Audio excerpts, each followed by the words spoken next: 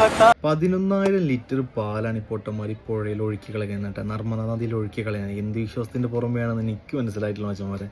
അതുപോലെ തന്നെ 165 ലിറ്ററോളം നെയ്യ് നമ്മളെ ഗംഗയിൽ ഒഴുക്കി കളയുന്നത്.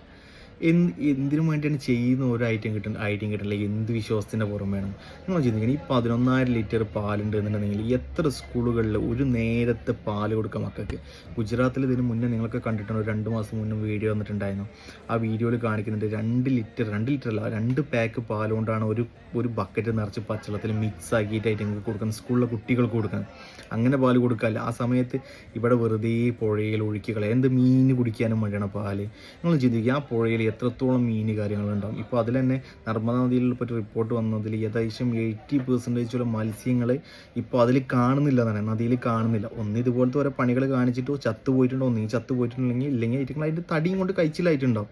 നെയ്യ് ഇതുപോലെ ഗംഗയിലൊക്കെ നിങ്ങൾക്ക് അതിന് മുന്നേ നമ്മളെ ഡിസ്കവറിയിലൊക്കെ ഒരു വീഡിയോ ചെയ്യുന്ന, ഒരുപാട് സ്ഥലങ്ങളിൽ പോയിട്ട് മീൻ പിടിച്ച് വീഡിയോ ചെയ്യുന്ന ഒരാൾ വന്നിട്ട് നമ്മളെ ഇന്ത്യയിൽ വന്നിട്ട് നമ്മളെ ഗംഗയിൽ ഇറങ്ങാൻ അയാൾ മടിച്ചേക്കുക. കാരണം അത്രത്തോളം പൊല്യൂഷൻ ആ വെള്ളത്തിലുണ്ട് എന്ന് പറഞ്ഞിട്ട്, ബാക്ടീരിയസ് ഉണ്ട് എന്നിട്ട് അയാൾ ടെസ്റ്റ് ചെയ്തിട്ട് ആ സ്പോട്ടിൽ ടെസ്റ്റ് ചെയ്തിട്ട് കാണിക്കുന്നുണ്ട്. അത്രയും രാജ്യങ്ങളിൽ പോയിട്ട് വെള്ളത്തിൽ ഇറങ്ങി മീൻ പിടിക്കുന്ന ഒരു മനുഷ്യനെ നമ്മളെ നാട്ടിൽ വന്നിട്ട് ഇറങ്ങിയിട്ടില്ല.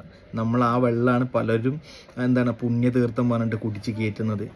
അതിൽ ഓരോ ഇങ്ങനത്തെ ഒരു തുൻപ് കാണി. ഇത് ഇപ്പോൾ അതുപോലെ തന്നെ ഗുജറാത്തിൽ നർമ്മദ നദിയിൽ നടന്നിട്ടുള്ള ഈ ഒരു സീന് UK നടന്ന സമയത്ത്, അതായത് അവരെ അറിഞ്ഞുകൊണ്ടല്ല അറിയാതെ പുഴയിൽ 8,000 ലിറ്ററോളം പാല് ചിന്തിയ സമയത്ത് അവിടുത്തെ ഗവൺമെൻറ് എന്താ ചെയ്തത് വെച്ചാൽ പെട്ടെന്നൊരു തടയണ കെട്ടിയിട്ട് അവിടുത്തെ ആ പാല് മൊത്തത്തിൽ മിക്സ് ആവുന്നതിന് മുന്നേ തന്നെ അത് പമ്പ് ചെയ്ത് ഒഴിവാക്കിയെന്ന് പറഞ്ഞത്. എന്ന് വെച്ചാൽ അവിടുത്തെ മീനുകൾക്കും അവിടുത്തെ ജലസ്രോതസ്സിൽ സംഭവിക്കാനൊരു ബാഡ് സംഭവിക്കരുതെന്ന് കരുതിയിട്ട് അവരൊറ്റയടിക്ക് തീരുമാനം എടുത്ത് ചെയ്തു. അതുപോലെ തന്നെ ഏകദേശം 1,700ഓളം മീനുകൾ ചത്ത സമയത്ത് ആ ചെയ്ത ആൾക്കെതിരെ നല്ലൊരു ഫൈനും കൊടുത്തിട്ടുണ്ട് കേട്ടോ. കാരണം അവിടുത്തെ ഗവൺമെൻറ് അതിനൊക്കെ മുന്നിട്ട് ഇറങ്ങിയിട്ട് അതിൻ്റെ രീതിയിലായ ഫൈനും നിയമങ്ങളും ചെയ്യുന്നതുകൊണ്ട് എന്താണെന്ന് വെച്ചാൽ എല്ലാവർക്കും ചെയ്യാനും കാര്യങ്ങൾക്കൊക്കെ ഒരു പേടിയും കാര്യങ്ങളുണ്ട്.